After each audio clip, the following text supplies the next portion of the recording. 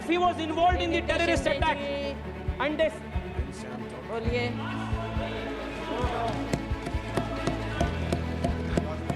माननीय speaker madam, thank you. Speaker महोदय, आज मैं इस सदन में कैमरा लूंगे ना मैडम स्पीकर, मैं आज इस सदन में क्रोध, वेदना और अपमान की भावना लेकर खड़ी हूँ। अपमान उन सिपाहियों का जिनको सीज फायर की ऑर्डर अपने देश के प्रधानमंत्री से नहीं बल्कि एक विदेशी से मिली। वेदना उन परिवारों की जिन्होंने पहलगाम के आतंकी हमले में अपने परिजनों को खो दिया। और क्रोध इस सरकार पर जो आज तक पहलगाम के आतंकी हमलावरों को न पकड़ पाई है और न ही उनकी कुछ सुराग ढूंढ पाई है। ऑपरेशन सिंदूर नाम सुनने में देशभक्ति का लगता है, लेकिन असल में ये सिर्फ मीडिया पर किया सरकार का एक तमाशा था। कोई नहीं बता रहा कि इस ऑपरेशन में हासिल क्या हुआ, कितने आतंकी पकड़े गए, हमारे कितने फाइटर जेट गिराए गए, कौन जिम्मेदार है, कौन किसकी गलती है। इसका हिसाब देने का दायित्व इस सरकार का है, मगर देश में सवाल पूछने पर भी पाबंदी है, क्योंकि ये सरकार सवाल सुनना ही नहीं चाहती है, बल्कि ये सरकार जवाबदेही से ही भागती है। अध्यक्ष महोदय, आज की परिस्थितियों को देख मुझे रोम में बने कॉलोसियम की याद आती है।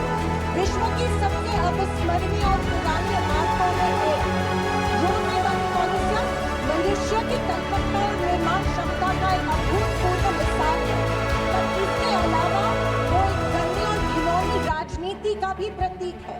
कहा जाता है कि इसका निर्माण उस समय की जनता को खेल और मनोरंजन में उलझाए रखने के लिए किया गया था, ताकि जनता का मूल मुद्दों पर से ध्यान भटक जाए। कुछ ऐसा ही आज हमारे देश की सरकार करती प्रतीत हो रही है। पर अब खेल और मनोरंजन ही काफी नहीं है। किसी महत्वपूर्ण इलेक्शन के पहले आतंकी हमला और फिर सरकार की जवाबी कार्रवाई। आतंकी आए कहां से, कहां गए, ये सरकार को कुछ नहीं पता, पर हमें पड़ोसी देश पर आक्रमण करना है और उसके आधार पर वोट बटोरना है। पहलगाम के आतंकी हमले में मारे गए बेगुनाहों की अभी चिता भी ठंडी नहीं हुई थी कि देश के प्रधानमंत्री बिहार में चुनावी रैली संबोधित करने गए। कोई जिए कोई मरे, इनको कुछ फर्क नहीं पड़ता। ये 24/7 चुनावी मोड में रहते हैं।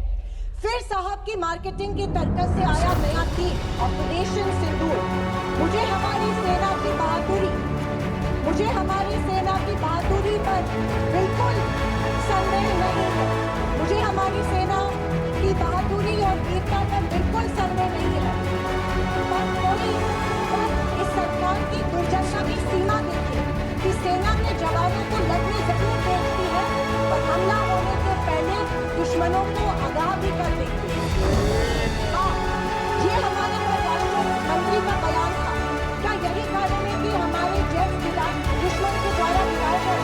क्या ये हमारी सेना के जवानों के जानों के साथ खिलवाड़ नहीं थी? है जो इंसान मानता है कि इस सेना के जवान की तुलना में एक व्यापारी ज्यादा खतरा मोल लेता है, उससे हम हमेशा ही होते हैं। ये मूर्खता है या फिर देशवासियों को मूर्ख बनाया जा रहा है? ऑपरेशन सिंदूर से देश को क्या हासिल हुआ?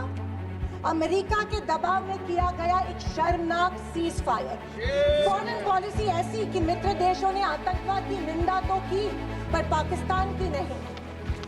स्पीकर मैडम, प्रधानमंत्री कहते हैं कि ऑपरेशन सिंदूर का जश्न मनाने का पर्व है। किस बात का जश्न मनाए प्रधानमंत्री जी? हमले के पहले आपके विदेश मंत्री दुश्मन को हमले की पूर्व सूचना देते उसका जश्न मनाए।